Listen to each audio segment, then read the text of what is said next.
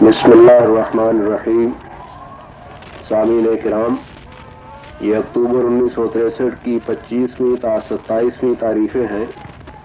انہی ایام میں باغ بیرون بھاٹی گیٹ لاہور میں جماعت اسلامی پاکستان کا وہ ملک گیر اجتماع ہوا تھا جسے تحریک اسلامی ہی نہیں بر صغیر پاک و ہند کی تاریخ میں بھی ایک عہد آفرین حیثیت حاصل ہے.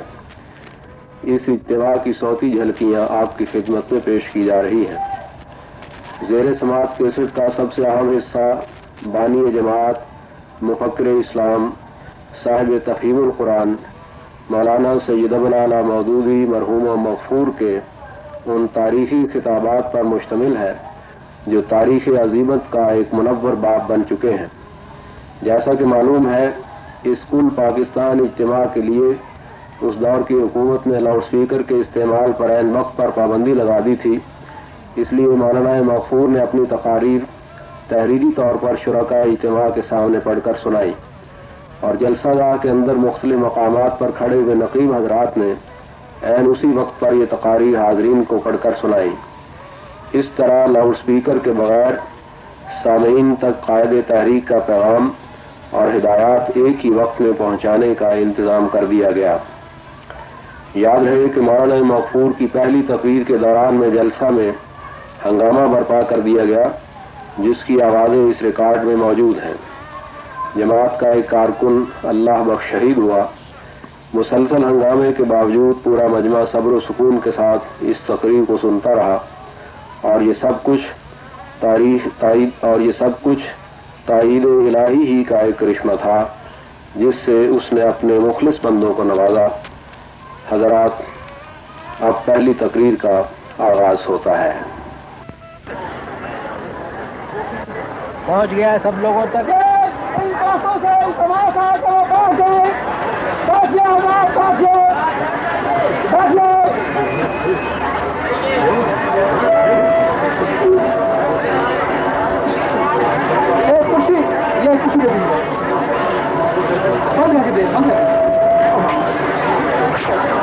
سب جگہ پہنچ گیا ہے، اطمینان کریے.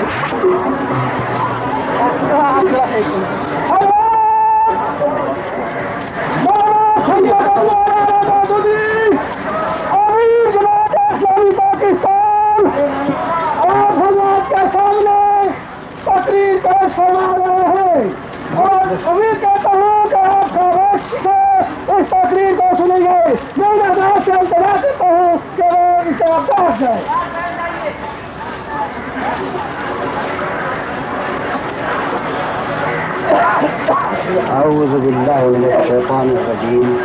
بسم اللہ الرحمن الرحیم. الحمد للہ رب العالمین الرحمن الرحیم مالک یوم الدین. ایاک نعبد و ایاک نستعین. اهدنا الصراط المستقیم صراط الذین انعمت علیہم غیر المغضوب علیہم ولا الضالین. آمین.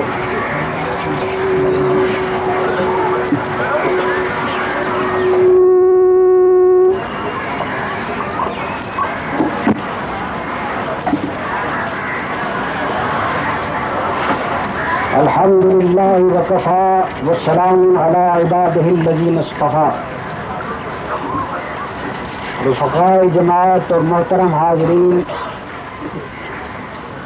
فروری سن 1957 کے بعد آج پہلی مرتبہ ہم کو ایک کل پاکستان اجتماع میں اکٹھے ہونے کا موقع ملا ہے اور اسی شہر میں ایک مرتبہ ہم پھر جمع ہو رہے ہیں جہاں آج سے 22 سال پہلے صرف 75 ارکان کے ساتھ جماعت اسلامی کی تاسیس ہوئی تھی. یہ سراسر اللہ تعالیٰ کا فضل و کرم ہے کہ ہماری تمام خامیوں اور کوتاہیوں کے باوجود اس نے ہمارے اس خلوص کو قبول فرما لیا جس سے اس حقیر سی خدمت دین کی ابتدا کی گئی تھی، اور اس کام کو یہ برکت عطا فرمائی کہ آج پاکستان کے گوشے گوشے میں جماعت اسلامی کے ارکان، متفقین، ہمدرد اور متاثرین ہزارہا کی تعداد میں موجود ہیں، اور اس کے اثرات ملک سے باہر بھی دنیا کے مختلف حصوں میں پھیل رہے ہیں۔ یہ ہمارا بلبوتا نہ تھا کہ اپنی کوششوں سے یہ نتائج رونما کر دکھاتے، یہ سب کچھ اللہ ہی کی تائید و توفیق اور اسی ذات پاک کی نصرت کا کرشمہ ہے، اور اس پر ہم صمیم قلب سے اس کا شکر بجا لاتے ہیں۔ محترم رفقا، جماعت اسلامی پاکستان کی تاریخ میں ایک دن بھی ایسا نہیں گزرا ہے جب وہ اس ملک کے حکمرانوں کی معطوف اور ان کی نگاہوں میں مغضوب نہ رہی ہو۔ پچھلے 16 سال میں یہاں جو بھی برسر اقتدار آیا ہے، اس نے اس جماعت کے وجود کو ناگوار بلکہ ناقابل برداشت ہی محسوس کیا ہے، اور اس کو ناکام کرنے کے لیے ہر طرح کے پاپڑ بیل ڈالے۔ ہمارے خلاف جھوٹے پروپیگنڈے کیے اور کرائے گئے ہیں، ہم پر نت نئے بہتان لگائے گئے ہیں، ہمارے رسالے اور اخبار بند کیے گئے ہیں، ہمارے سرمائے ضبط کیے گئے ہیں، ہمارے کام میں طرح طرح کی رکاوٹیں ڈالی گئی ہیں، ہم کو قید و بند کے مرحلوں سے بھی گزارا گیا ہے، اور مارشل لاء کے دور میں ہماری تنظیم کو ختم کر کے ان تمام تعمیری کاموں کو ملیا میٹ کیا گیا ہے جو سالہ سال کی محنت اور اپنے غریب کارکنوں اور ہمدردوں کی گاڑی کمائی سے ہم نے انجام دیے تھے۔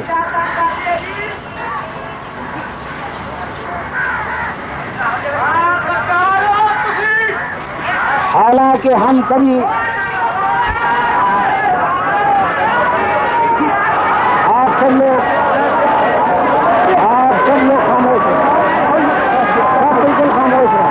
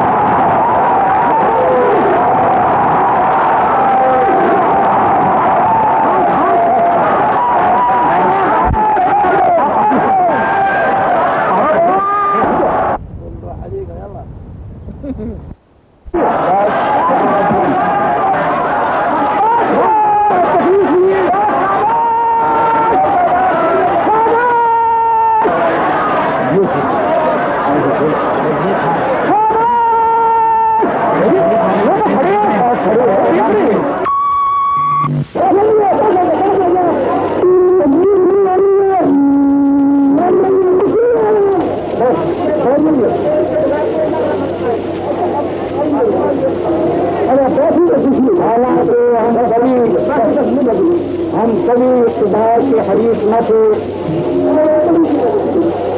ہم کبھی آپ کو بالکل خاموش ہیں، خاموش ہو گیا۔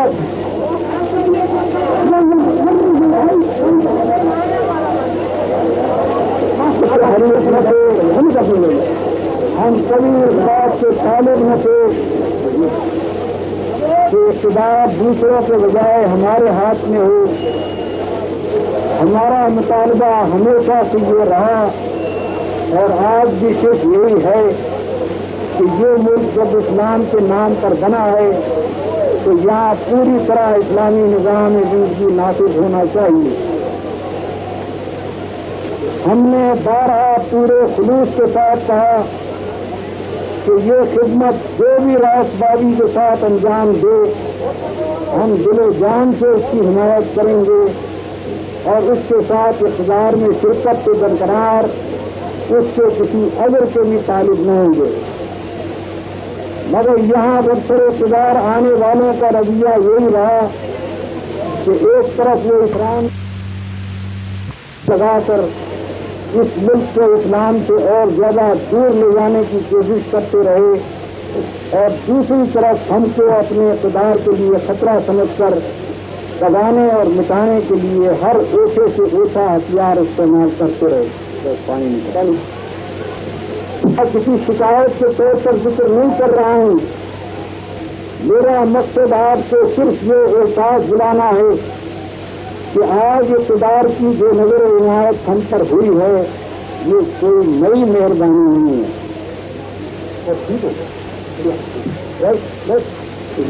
ہم تو 16 برس سے ایسی ہی بلکہ اس سے زیادہ شدید مہربانیوں کے شکار ہوتے رہے ہیں، اور انہی کے علیہ کام کر کے اللہ کے فضل سے ہماری تحریک میں اتنا کچھ فروغ پایا ہے۔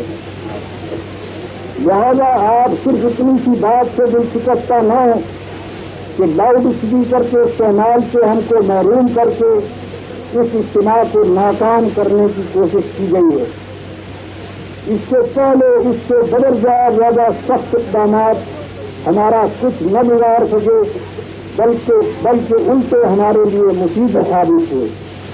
اب یہ ذرا سی ایسی حرکت آخر ہمارے کام کو کیا نقصان پہنچا سکتی ہے؟ نقصان اگر ہو سکتا ہے تو ہماری اپنی نادانی سے ہو سکتا ہے، دوسروں کے کسی حملے سے نہیں ہو سکتا۔ اللہ انشاء اللہ۔ میرے عزیز ساتھیوں، اللہ کے دین کے لیے جو کام ہم کو کرنا ہے اس میں 2 صفتیں ضرور ہونی چاہیے، ایک صبر، دوسرے حکمت۔ صبر کا تقاضا یہ ہے کہ آپ کی راہ میں جو رکاوٹ بھی ڈالی جائے اس پر نہ تو مشتعل ہو کر آپ جو ان کا توازن کھو بیٹھیں اور نہ دل شکستہ ہو کر اپنے مقصد کے بجائے رکاوٹ ڈالنے والے کا مقصد پورا کریں، بلکہ ہر رکاوٹ کے آنے پر آپ کا عزم دور کا تو قائم رہنا چاہیے، اور جذبات کی گرمی کے بجائے جذبات کی گرمی سے اپنے دل و دماغ کو محفوظ رکھ کر آپ کو وہ راہ اختیار کرنی چاہیے جو حکمت کے مطابق ہو۔ حکمت یہ ہے کہ آپ بس ایک ہی لگی راہ پر آنکھیں بند کر کے چلنے کے حاجی نہ ہوں، بلکہ آپ میں یہ صلاحیت ہو کہ ایک راستہ بند ہوتے ہی 10 دوسرے راستے میں پر وقت نکال سکے۔ چلنے کے عادی نہ ہوں، بلکہ آپ میں یہ صلاحیت ہو کہ ایک راستہ بند ہوتے ہی 10 دوسرے راستے میں بر وقت نکال سکے۔ جس شخص میں حکمت نہیں ہوتی وہ ایک راہ کو بند پا کر بیٹھ جاتا ہے، اور اس کے ساتھ اگر وہ بے صبر بھی ہو تو پھر یا تو اس رکاوٹ سے اپنا سر پھوڑ لیتا ہے یا روی سے ہی باز آ جاتا ہے۔ مگر جسے اللہ نے حکمت اور صبر دونوں سے نوازا ہو وہ جوئے رواں کی طرح ہوتا ہے، جس کی منزل کوئی چیز بھی کھوٹی نہیں کر سکتی۔ چٹانیں منہ دیکھتی رہ جاتی ہیں اور دریا کسی اور طرف سے اپنی منزل کی طرف بڑھ جاتا ہے۔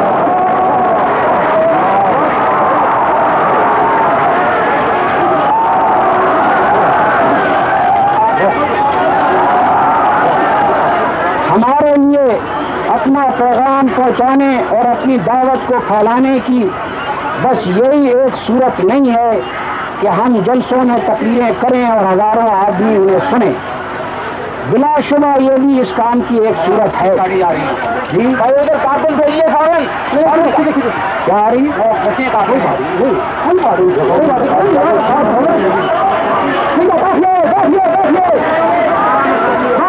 بالکل صبر سے آدمی موجود ہے کام کرنے والے موجود ہے، انتظام ہو جائے گا۔ آپ لوگ بیٹھے خاموشی سے تقریر سن لیں۔ ہمارے لیے اپنا پیغام پہنچانے اور اپنی دعوت کو پھیلانے کی بس یہی ایک صورت نہیں ہے کہ ہم جلسوں میں تقریریں کریں اور ہزاروں آدمی انہیں سنیں۔ بلا شبہ یہ بھی اس کام کی ایک صورت ہے، لیکن اگر اسے ہمارے لیے بند کر دیا گیا ہے تو کوئی مذاقہ نہیں۔ آپ 3-3، 4-4 آدمیوں کے وفود کی شکل اختیار کر لیں اور پورے شہر لاہور میں پھیل جائیں۔ گھر گھر اور دکان دکان اور مسجد مسجد جائیے، فردن لوگوں سے ملیے، ایک ایک شخص کو بتائیے کہ جماعت اسلامی کیا ہے۔ سب لوگ جاؤ گے، سب لوگ رہ جاؤ۔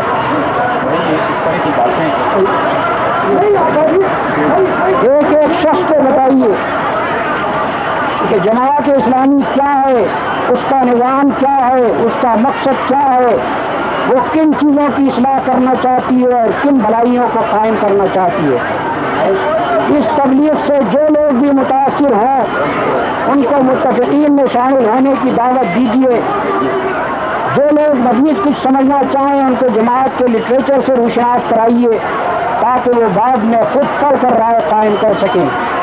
جو لوگ دلچسپی نہ لیں ان کے پیچھے نہ پڑیے بلکہ اپنا وقت ان پر صرف کیجیے جو دلچسپی لینے والے ہوں. اور جو لوگ بحث میں الجھنے کی کوشش کریں ان سے الجھے بغیر گزر جائیے. آپ کا طریقہ ادعو الی سبیل ربک بالحکمت والموعظۃ الحسنۃ ربانی ہدایت کے مطابق ہونا چاہیے.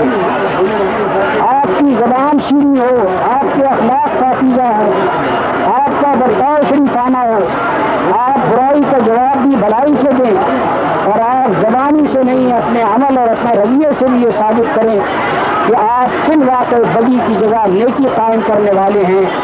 اس کے بعد یقین رکھیے کہ اللہ کی رحمت آپ کے ساتھ ہوگی اور جتنا کام آپ کریں گے اس سے زیادہ کام اللہ کے فرشتے آپ کے ساتھ مل کر کریں گے.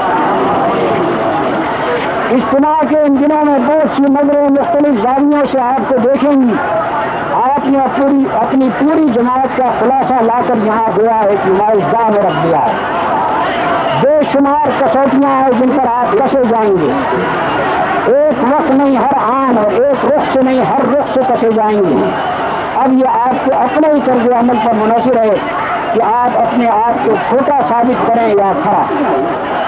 زمانہ بڑا بے رحم صراف ہے. آپ کسی مصنوعی تدبیر سے اور کسی بناوٹ سے اس کی جانچ میں کھڑے نہیں نکل سکتے. فی الواقع آپ بے کھوٹ ہوں تب بھی وہ بڑے تعامل کے بعد آپ کو کھڑا مانے گا.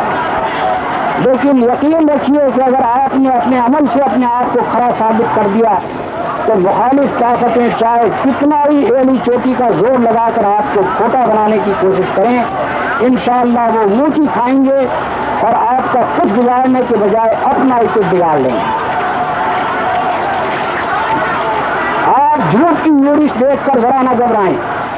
وہ طوفان کی طرح اٹھتا ہے اور بلبلے کی طرح بیٹھ جاتا ہے اور بیٹھ جانے کے بعد اس کے اندر کی چھپی ہوئی گندگیاں اس طرح منظر عام پر آتی ہیں کہ دنیا الٹی اسی پر نفری بھیجتی ہے. بس آپ کو فکر جھوٹ کے مقابلے کی نہیں اپنی سچائی کی ہونی چاہیے. آپ سچے ہوں گے تو جھوٹ سے آپ نہیں نمٹیں گے، خدا اس سے نمٹے گا اور آج کے جھوٹوں کو اسی طرح عبرت بنا کر رکھ دے گا جس طرح اس سے پہلے وہ ہر زمانے میں جھوٹوں کو عبرت بناتا رہا ہے.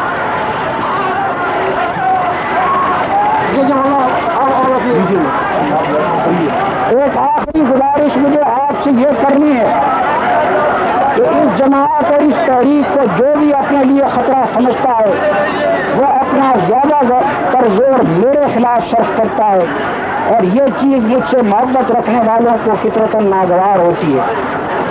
اس صورت حال سے آپ کو بار بار سابقہ پیش آئے گا اور مجھے اندیشہ ہے کہ آپ اپنی دعوت پھیلانے کے بجائے کہیں میری مدافعت میں اپنا وقت اور اپنی قوتیں صرف نہ کرنے لگیں. میں اپنے سب مخلص بھائیوں کو اطمینان دلاتا ہوں کہ اللہ کے فضل سے مجھے کسی مدافعت کی حاجت نہیں ہے. میں کہیں خلا میں سے یکایک نہیں آ گیا ہوں. اسی سرزمین میں سالہ سال سے کام کر رہا ہوں. میرے کام سے لاکھوں آدمی براہ راست واقف ہیں. میری تحریریں صرف اسی ملک میں نہیں دنیا کے ایک اچھے خاصے حصے میں پھیلی ہوئی ہیں اور میرے رب کی مجھ پر یہ عنایت ہے کہ اس نے میرے دامن کو داغوں سے محفوظ رکھا ہے. میرا منہ کالا کر دینا کوئی آسان کام نہیں ہے کہ جس کا جی چاہے اٹھ کر 10-20 جھوٹے الزامات لگا دے اور مجھے سیاہ روح بنا کر رکھ دے. اس کے لیے خصوصاً وہ لوگ جن کا نہ کوئی ماضی ہے نہ مستقبل، جنہیں اتفاقات زمانہ چند روز کے لیے عمر لائے ہیں، یہ کھیل کھیل کر انشاءاللہ میرا کچھ بھی نہ بگاڑ سکیں گے. لہذا میں خود بھی مطمئن ہوں اور آپ بھی مطمئن رہیں اور میری مدافعت سے بے نیاز ہو کر اللہ کے راستے کی طرف اللہ کے بندوں کو بلانے میں لگے رہیں. مجھے اپنے رب پر بھروسہ ہے کہ اگر میں خلوص نیت کے ساتھ اس کے دین کی خدمت کروں گا تو وہ خود میری مدافعت کرے گا. الیس اللہ بکاف عبدہ حسبی اللہ علیہ توکل المتوکلون. الحمد للہ رب العالمین والصلاة والسلام علی المرسلین وعلی افضلہم خاتم النبیین وعلی آلہ واصحابہ اجمعین۔ حمد و صلاۃ کے بعد سب سے پہلے میں اس بات پر اللہ تعالیٰ کا شکر ادا کرتا ہوں کہ اس نے جس آزمائش میں ہم کو ڈالا تھا اس سے بخیریت گزرنے اور فاتحانہ گزرنے کی توفیق دی، اسی نے ہمیں بخشی۔ اور نادانوں نے جو کام یہ سمجھتے ہوئے کیے تھے کہ یہ جماعت کی کمر توڑنے کے لیے بڑے کارگر نسخے ثابت ہوں گے، انہی کو اس قادر و توانا نے پہلے سے بھی زیادہ جماعت کی دھاک بٹھا دینے کا ذریعہ بنا دیا۔ یہ اللہ تعالیٰ کا خاص معاملہ ہے جو وہ ہمیشہ اپنے ان بندوں کے ساتھ کرتا رہا ہے جو وفاداری اور خلوص نیت کے ساتھ اس کے دین کے لیے سعی و جہد کرتے ہیں، اور اس سعی و جہد میں اپنی طاقت و قابلیت پر نہیں بلکہ اس کی نصرت پر بھروسہ رکھتے ہیں۔ اس صفت کو ہم اپنے اندر جتنا زیادہ بڑھائیں گے، انشاءاللہ کائنات کے حقیقی مالک و فرما روا کی تائید اسی قدر زیادہ ہمارے ساتھ ہوتی چلی جائے گی۔ اس کا اپنا فرمان ہے، کان حقا علینا نصر المومنین۔ دوستو، اس آزمائش کے موقع پر ہمیں ایک قیمتی قربانی بھی دینی پڑی ہے جس سے ہمارے دل زخمی ہیں اور ہم سب اس کی ٹیس بری طرح محسوس کر رہے ہیں۔ یہ ہمارے ایک مخلص کارکن اللہ بخش مرحوم کا بے گناہ قتل ہے جس کا ارتکاب پرسوں کرائے پر لائے ہوئے غنڈوں نے کیا۔ جو سفاک لوگ بے گناہوں کے قتل کو کھیل سمجھتے رہے ہیں ان کے لیے تو یقیناً یہ ایک معمولی بات ہے۔ ایک ہی آدمی کا تو قتل ہے، وہاں شکار کے تھیلے میں نہ معلوم کتنے ایسے کشتے ستم پڑے ہوئے۔ لیکن یاد رکھیے، کسی دوسرے بے گناہ مقتول سے یہ مقتول کچھ اور نوعیت رکھتا تھا۔ یہ زر زمین یا زن کے کسی جھگڑے میں نہیں بلکہ اللہ کی راہ میں شہید ہوا ہے۔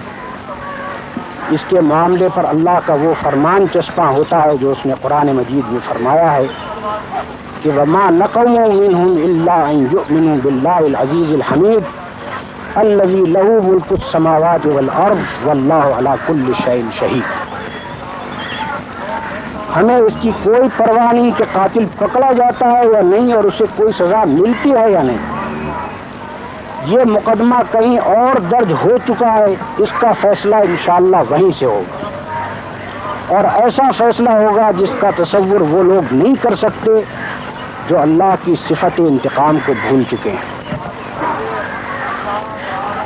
رفقائے کرام، اب چند لمحوں کے لیے رک اعمال کو قبول فرما لے، اس کے سارے قصور بخش دے، اس کو اپنے دامن رحمت میں سمیٹ لے، اس کو شہادت کا اجر عطا فرمائے، اس کی غریب بیوہ، اس کے یتیم بچوں کا خود کفیل بن جائے، اور اس ظلم کی داد رسی اپنی عدالت سے کرے۔ میرے عزیز ساتھیوں، دنیا میں ہمیشہ غلط کار لوگوں کا یہ خاصہ رہا ہے کہ غلط کاروں کے انجام کی پوری تاریخ ان کے سامنے ہوتی ہے مگر وہ اس سے سبق نہیں لیتی، حتیٰ کہ اپنے پیشوا غلط کاروں کا جو انجام خود ان کے اپنے ہاتھوں ہو چکا ہوتا ہے اس سے بھی انہیں عبرت حاصل نہیں ہوتی۔ وہ سمجھتے ہیں کہ خدا کا قانون مکافات صرف دوسروں کے لیے تھا، ان کے لیے اس قانون میں ترمیم کر دی گئی۔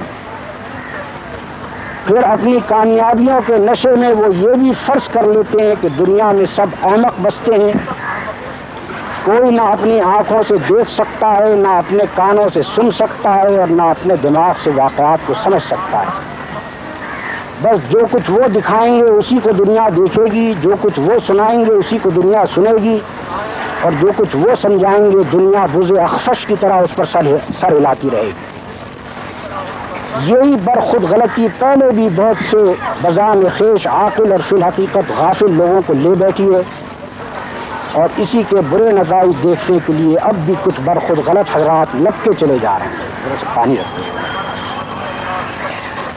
اس کی ایک تازہ ترین مثال وہ ہے جو ابھی ابھی ہمارے اس کل پاکستان اجتماع کے معاملے میں سامنے آئی ہے۔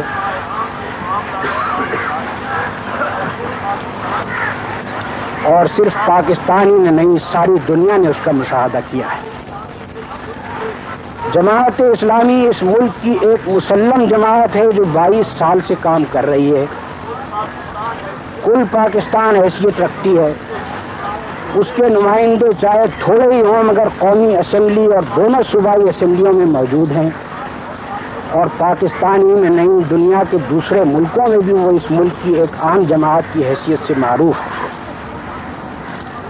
ایسی ایک جماعت اپنا کوئی مقامی جلسہ نہیں بلکہ اپنی کل پاکستان کانفرنس کرنے کا فیصلہ کرتی ہے، مگر پہلے اسے مناسب جگہ دینے سے انکار کیا جاتا ہے اور بمشکل اس تنگ جگہ میں اجتماع کرنے کی اجازت دی جاتی ہے۔ پھر دفعہ 144 کے تحت اسے لاؤڈ اسپیکر استعمال کرنے سے روک دیا جاتا ہے، حالانکہ یہ سمجھنے کے لیے عقل کی کوئی بڑی مقدار درکار نہیں ہے کہ اتنے بڑے اجتماع کی کارروائی لاؤڈ اسپیکر کے بغیر نہیں ہو سکتی، اور اسے روکنے کے معنی عملاً اجتماع کو روکنے کے ہیں۔ جماعت کی طرف سے ڈسٹرکٹ مجسٹریٹ کے اس حکم کو ہائی کورٹ میں چیلنج کر کے دلائل سے واضح کیا جاتا ہے کہ اس دفعے کا استعمال قانونی طور پر غلط کیا گیا ہے۔ ارباب حکومت کو خطرہ پیدا ہوتا ہے کہ عدالت کا فیصلہ غالباً ان کے خلاف ہوگا اور جماعت کو لاؤڈ اسپیکر استعمال کرنے کا موقع مل جائے گا۔ فوراً ایک آرڈیننس لے آیا جاتا ہے جس کی کوئی نظیر انگریزی حکومت کے بدترین دور جبر و استبداد اور پاکستان کے سابق بدنام سیاستدانوں کے دور میں بھی نہیں پائی جاتی۔ یعنی سارے صوبہ مغربی پاکستان میں لاؤڈ اسپیکر حرام، الا یہ کہ ڈسٹرکٹ مجسٹریٹ اسے کسی کے لیے حلال کر دے۔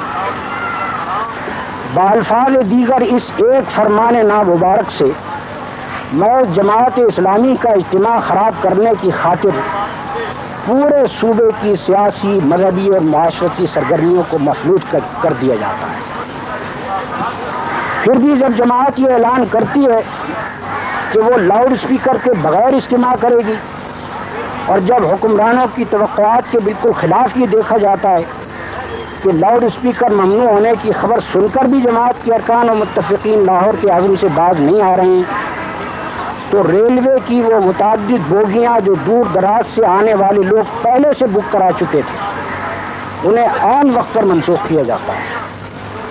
میں تعین کے ساتھ بتاتا ہوں کہ کراچی، حیدرآباد، نواب شاہ، روڑی اور سرگودا کے لوگوں کی پہلے سے بک کرائی ہوئی 10 بوگیاں عین وقت پر منسوخ کی گئی۔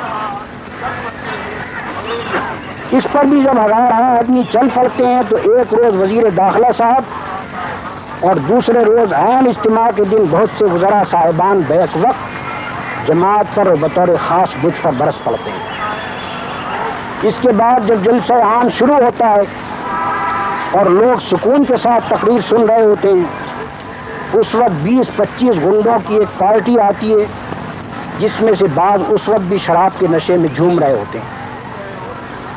وہ جلسے میں گڑبڑ مچاتے ہیں، شامیانوں کی تنابیں کاٹتے ہیں، جگہ جگہ آگ لگاتے ہیں، پستول کے فائر کرتے ہیں اور ایک بے گناہ کو قتل کر ڈالتے ہیں، خواتین کی جلسہ گاہ پر اینٹیں اور سوڈے کی بوتلیں پھینکتے ہیں، اسٹالوں پر حملہ کر کے چائے والوں کے برتن توڑتے ہیں، مٹھائی والوں کی مٹھائی پھینکتے ہیں، دواؤں کی دکانوں سے دوائیں اٹھا کر برباد کرتے ہیں، کتابوں کی دکانوں پر حملہ کرتے ہیں اور قرآن مجید کی بے حرمتی کرنے سے بھی باز نہیں رہتے۔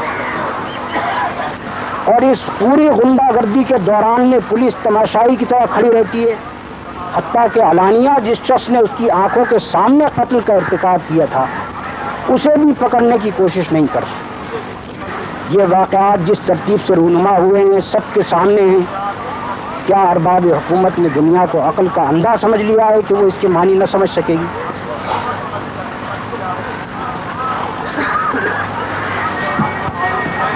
ہم کو معلوم ہے کہ یہ پوری سازش کس نے کب اور کہاں تیار کی تھی. ہم جانتے ہیں کہ شہر کے مشہور غنڈوں کی کس پارٹی کو اس کام کے لیے استعمال کیا گیا. ہمیں پتا ہے کہ غنڈوں کو ایک ٹرک میں بھر کر کون لایا. ہمارے اپنے کارکنوں نے اپنی آنکھوں سے دیکھا کہ شامیانوں کی رسیاں کاٹنے کا شریفانہ کام کس طرح پولیس کے آدمیوں کی نگرانی میں انجام دیا جا رہا تھا. حتیٰ کہ ایک پولیس مین خود بھی قانون کی یہ خدمت کرتا ہوا دیکھ لیا گیا. ہمارے کارکنوں کو لا اینڈ آرڈر کی یہ کمالات دیکھنے کا بھی شرف حاصل ہوا.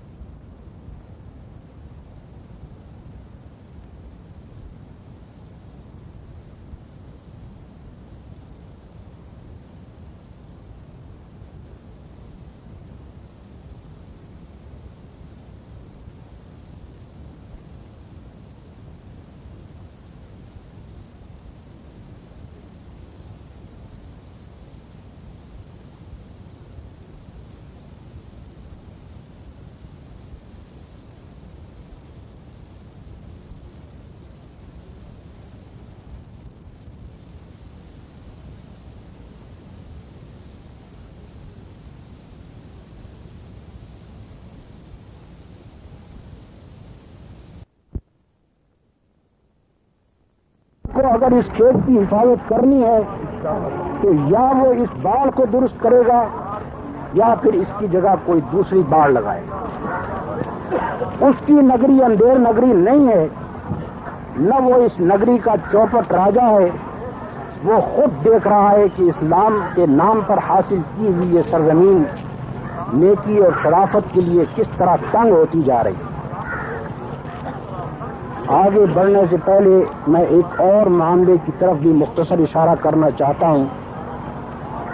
لاؤڈ اسپیکروں کے متعلق جدید آرڈیننس جب نافذ ہوا تو جماعت نے قانون کا پیٹ بھرنے کے لیے فوراً ڈسٹرکٹ مجسٹریٹ کے سامنے اس قانون کے تحت لاؤڈ اسپیکر استعمال کرنے کی اجازت کے لیے درخواست پیش کر دی تاکہ حجت پوری ہو جائے اور کل یہ بہانہ نہ بنایا جا سکے کہ نئے قانون کے تحت ہم سے درخواست ہی کب کی گئی. اس درخواست کو رد کرنے کے لیے ڈسٹرکٹ مجسٹریٹ نے جو وجوہ بیان کیے ہیں انہیں میں سارے ملک کی توجہ کے لیے یہاں پیش کرتا ہوں. ان کی بیان کردہ پہلی وجہ یہ ہے کہ جماعت اسلامی کی یہ کانفرنس جس علاقے میں ہو رہی ہے اس کے بعد باشندوں کی طرف سے یہ درخواستیں موصول ہوئی ہیں کہ جماعت کے خیالات اور عقائد ہمارے خیالات اور عقائد سے مختلف ہیں.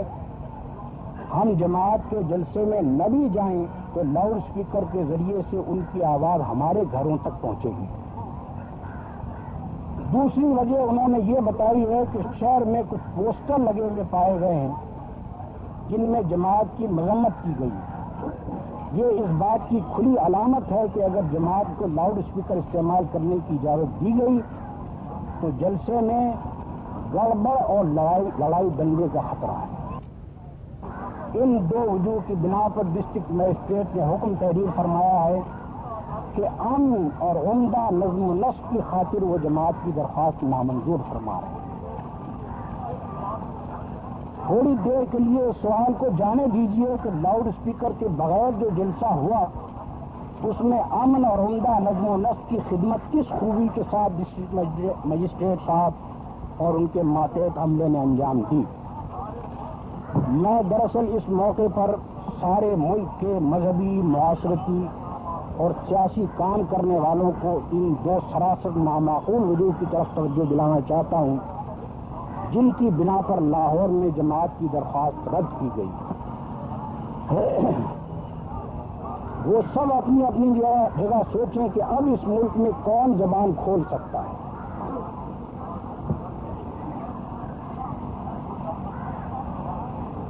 اتنے زور سے نہیں ہوا تھا.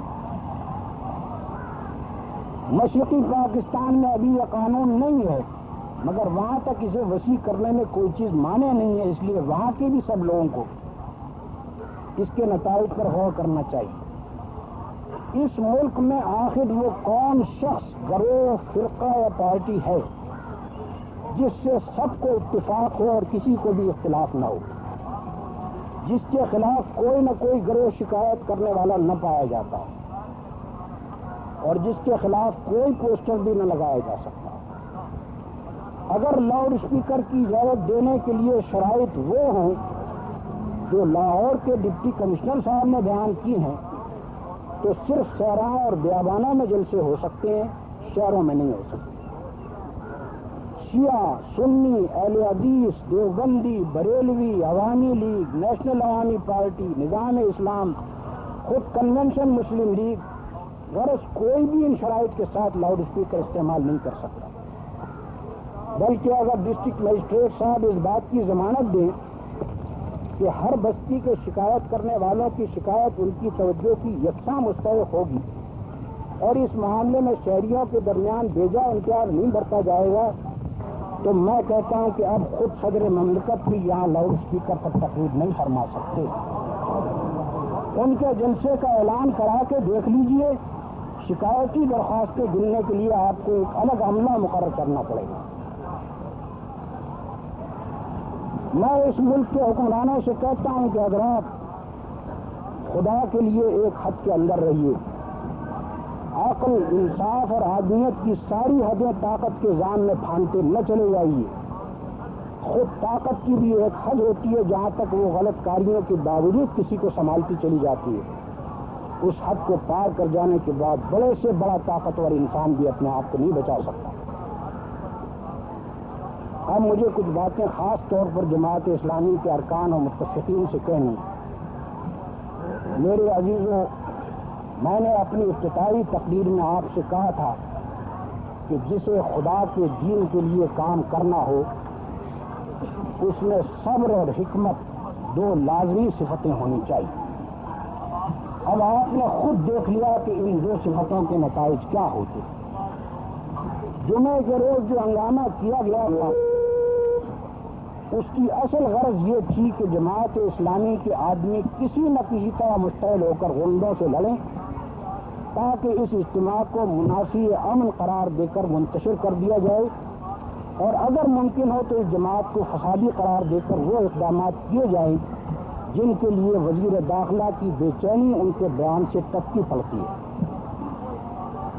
ظاہر ہے کہ 15، 20 یا 150 غنڈوں کی ہستی ہی کیا تھی کہ 7-8 ہزار کارکنوں کی موجودگی میں مجمع پر حملہ آور ہو کر بخیریت واپس چلے جاتے۔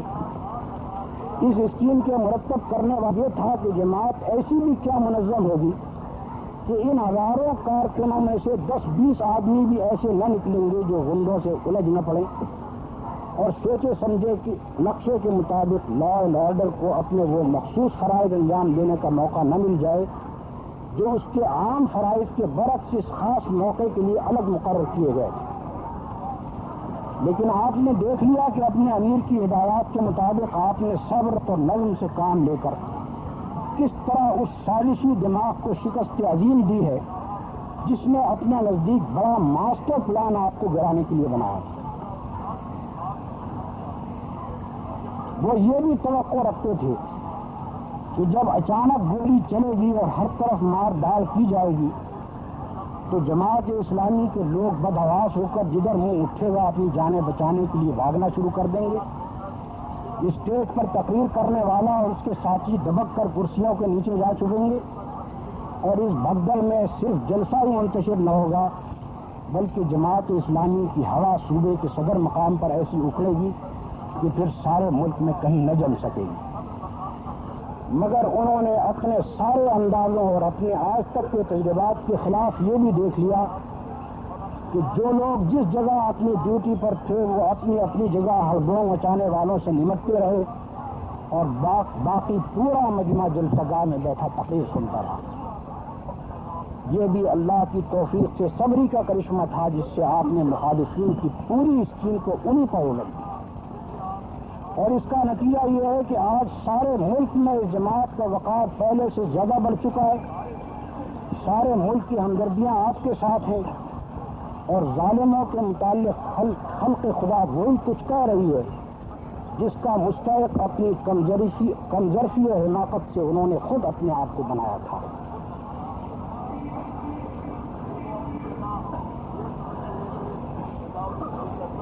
پھر وہ اپنی جگہ یہ سمجھ رہے تھے کہ لاؤڈ اسپیکر نہ ہوگا تو اس جماعت کا سارا پروگرام دھرا کا دھرا رہ جائے گا، اور دور دراز مقامات سے آئے ہوئے لوگ جنہیں تقریریں سننے کا چسکا لیے چلا آ رہا ہے مایوس و بددل ہو کر پلٹ جائیں گے۔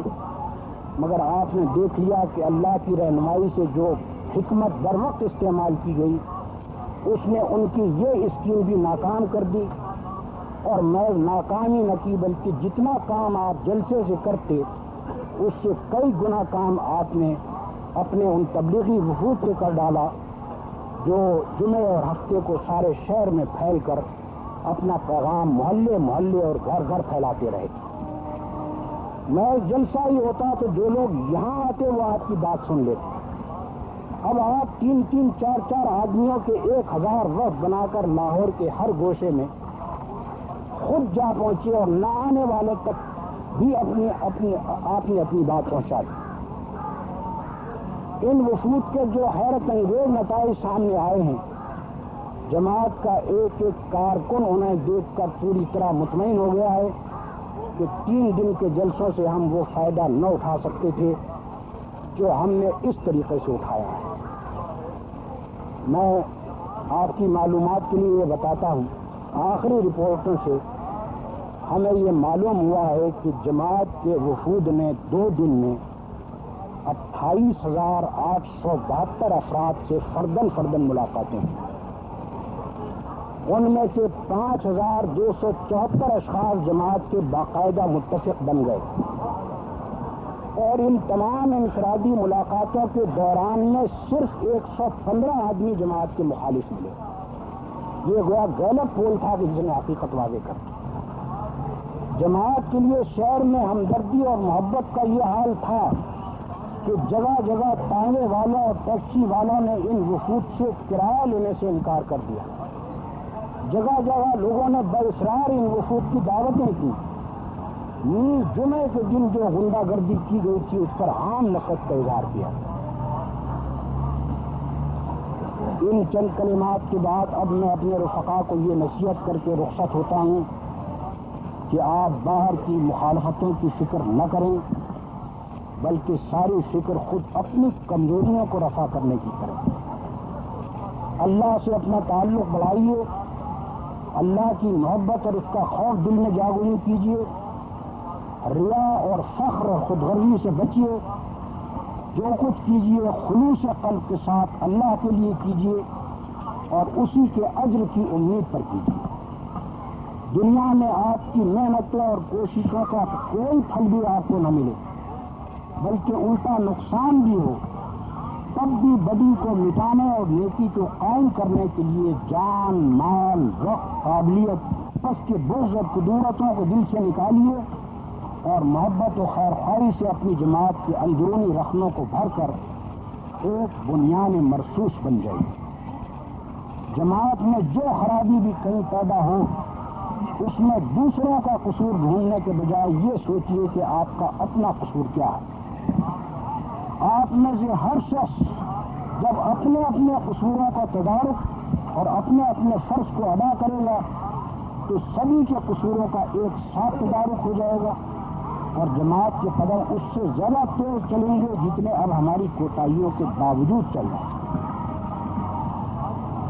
میرے عزیزوں، تقریر ختم کرتے ہوئے میں اللہ رب العالمین سے دعا کرتا ہوں اور آپ آمین کہیں کہ بار الہ کفر کے طویل غلبے کے بعد اس بر عظیم کے ایک چھوٹے سے حصے میں تو نے سراسر اپنے کرم سے دین اسلام کے ماننے والوں کو آزادی کی نعمت عطا فرمائی ہے۔ اب ایسا نہ ہو کہ یہاں اپنے اعمال بد کی وجہ سے ہم اپنے دین و اخلاق اور اپنی آزادی دونوں ہی کو کھو بیٹھے۔ خداوندہ تو جانتا ہے کہ یہاں مصلح کون ہے اور مفسد کون۔ تیرے علم میں جو مصلح ہیں ان کی حمایت اور حفاظت اور نصرت فرما تاکہ وہ اس مسلمان ملک کو تباہی کے گڑھے میں گرنے سے بچا سکے۔ اور تیرے علم میں جو مرشد ہیں ان کو نیک ہدایت دے تاکہ وہ اپنی اور اپنی قوم کی دنیا اور عاقبت خراب کرنے سے باز ہوں۔ آمین۔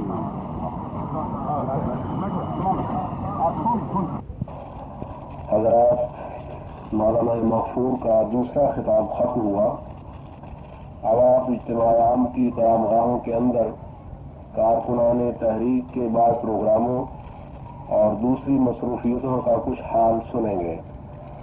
سب سے پہلے تحریک کے ایک رہنما اور دانشور پروفیسر خورشید احمد کی اس تقریر کا اقتباس سماعت فرمائیے جو انہوں نے اللہ اور شہید کے کیمپ کے کارکنوں اور دوسرے رفقاء تحریک کے سامنے کی تھی۔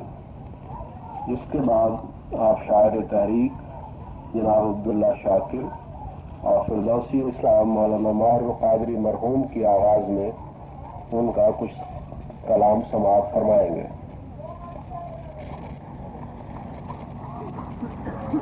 وہ شخص جس کے دل میں جہاد کی تمنا اور شہادت کا شوق نہ ہو، اس دل کے بارے میں مشکل سے یقین کیا جا سکتا ہے کہ وہ ایمان کا مسکن۔ تو میں آپ حضرات کو اس طرح سے مبارکباد دیتا ہوں کہ آج تحریک اسلامی نے جو جدوجہد برپا کی ہوئی ہے، اس سلسلے میں یہ شرف آپ کے حلقے کو حاصل ہوا ہے کہ سب سے پہلے خدا کے دین کی خاطر خون کی بنیں آپ نے ٹپکائی۔ میرے علم کی حد تک تحریک اسلامی کی تاریخ میں یہ دوسری شہادت ہے۔ پہلی شہادت ہمارے ایک محترم ساتھی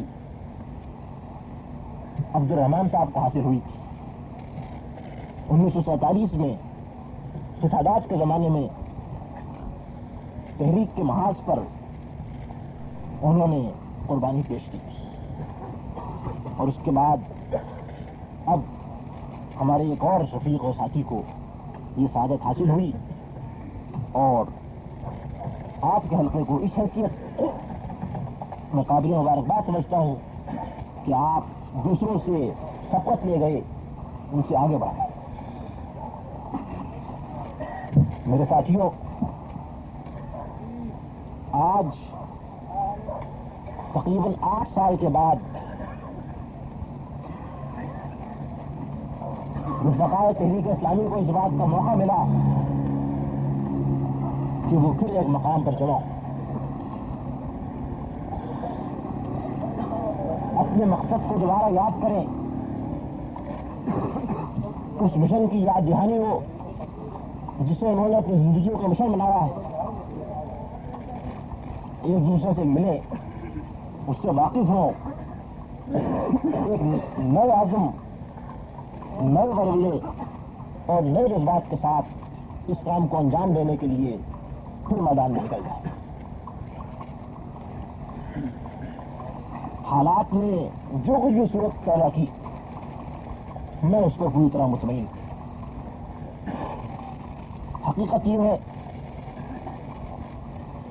کہ ہمارے مخالفین نے جس طریقے سے ہمارے راستوں کو بند کرنے کی، ہمارے اس اجتماع کو ناکام بنانے کی کوشش کی، اللہ تعالیٰ نے اس سے زیادہ بڑھ کر کے اس کو کامیاب کیا۔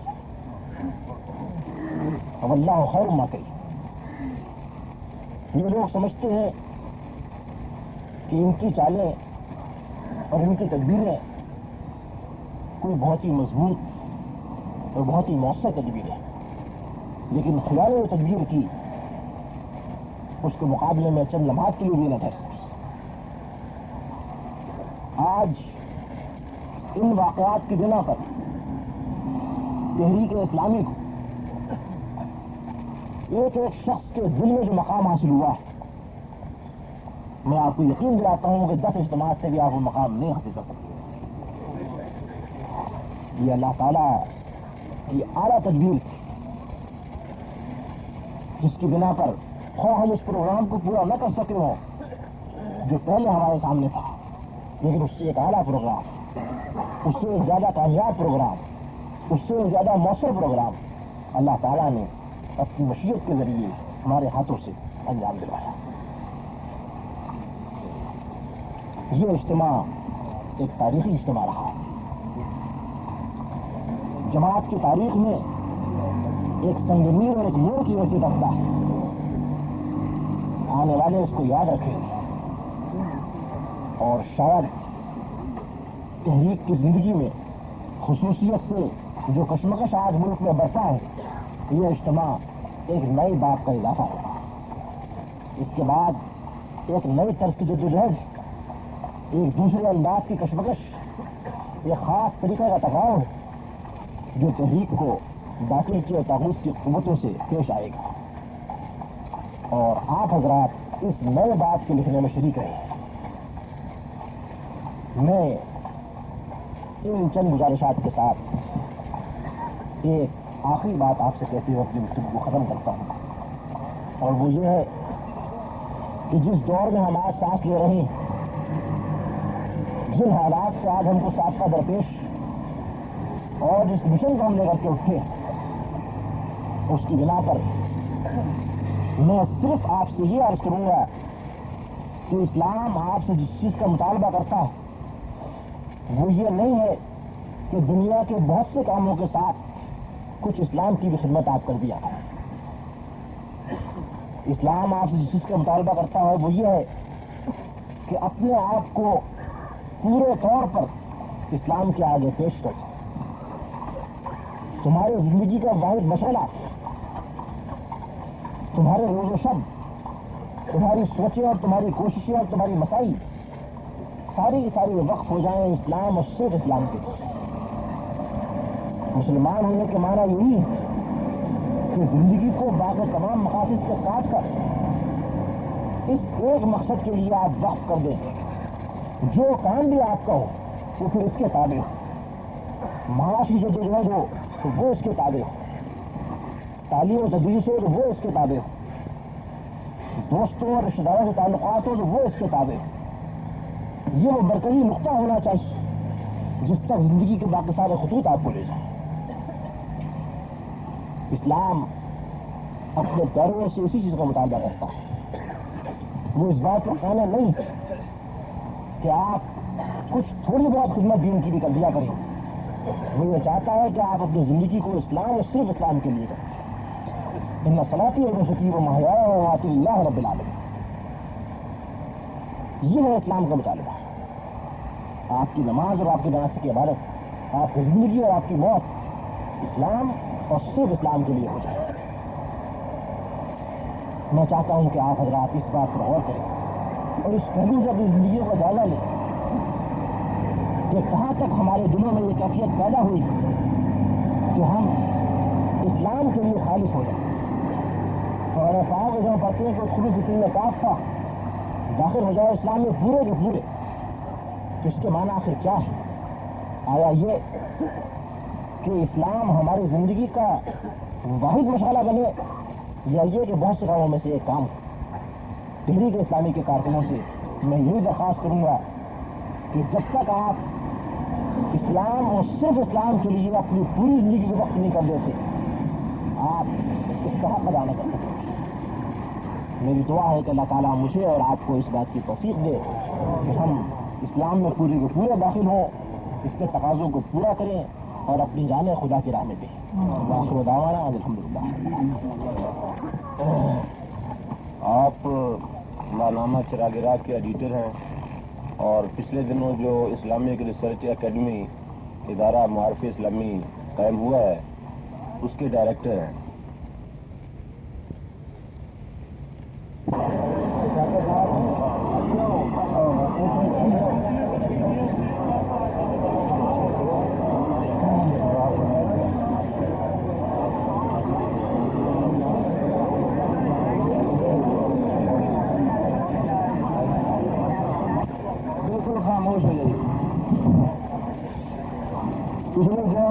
شاید قصور سے کوئی اشارہ آیا سی انہیں ایک نوٹیا مسا دیتا میں کہ 3-4 شعر لکھے نے پہلے وہ سنانا جیسے اسی اگ بجھ گئی، اگ کے گھروں وچوں آتش کدے سارے ٹھنڈے ٹھار ہو گئے. اگ بجھ گئی، اگ کے گھروں وچوں آتش کدے سارے ٹھنڈے ٹھار ہو گئے. میں کہ تاری عرش دی لگ گئی فرش بلے، سرور فرش دی جگہ بہار ہو گئے. تاری عرش دی لگ گئی فرش بلے، سرور فرش دی جگہ بہار ہو گئے. امبر زمین ہوتے تمبو تار کھڑے، پربت تھان تھا سے پہرے دار ہو گئے. امبر زمین ہوتے تمبو تھان کرے، پربت تھان تھا سے پہرے دار ہو گئے. تو سورج عشق دی اگ تھی مچ پیا، شولے چند دے جگر تھی پار ہو گئے.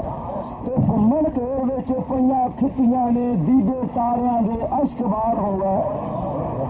گھومن گھیر وچ پئیاں کھٹیاں نے، دیدے تاریاں دے اشک بار ہو گئے.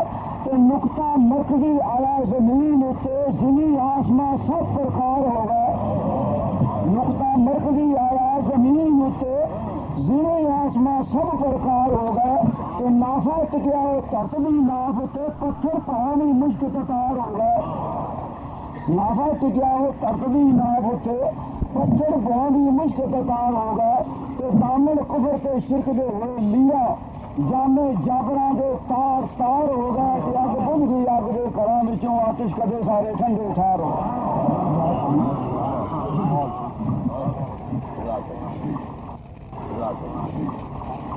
ہن میں تواڈے سامنے اپنی حالیہ نظم جہی ہے اڈیکاں، اسلامی نظام دے چل دیاں اڈیکاں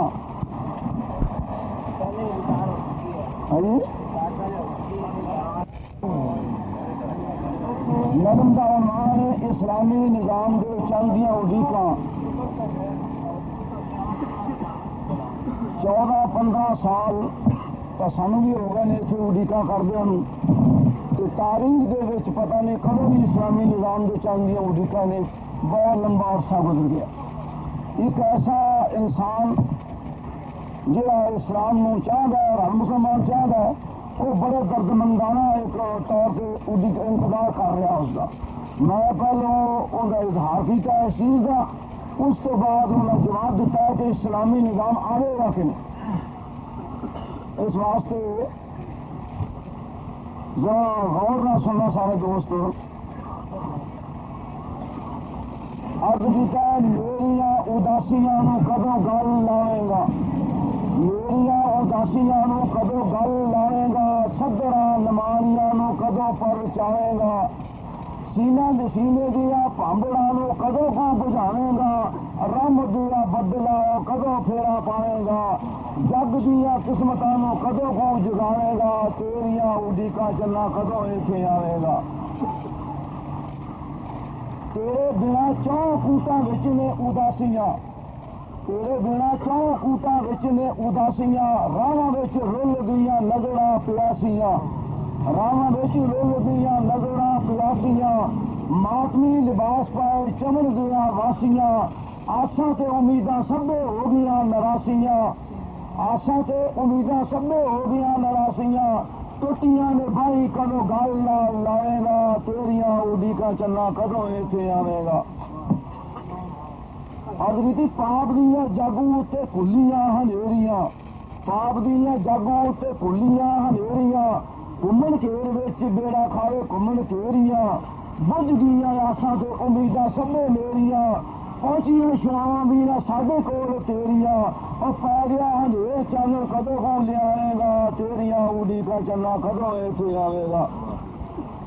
میرے گھر وچ تیرا ہونا ٹکانا سی، میرے گھر وچ تیرا ہونا ٹکانا سی، میرا نہیں یہ تیرا گھر بار بار جانا سی، رب دی رحمتاں نے عرش ولو آنا سی، زمین دے خزانے نے ابل کے وکھانا سی، تے اوکڑا تے سوکڑا نو کدوں کو ہٹاوے گا، تیریاں اڈیکاں چلنا کدوں ایتھے آوے گا.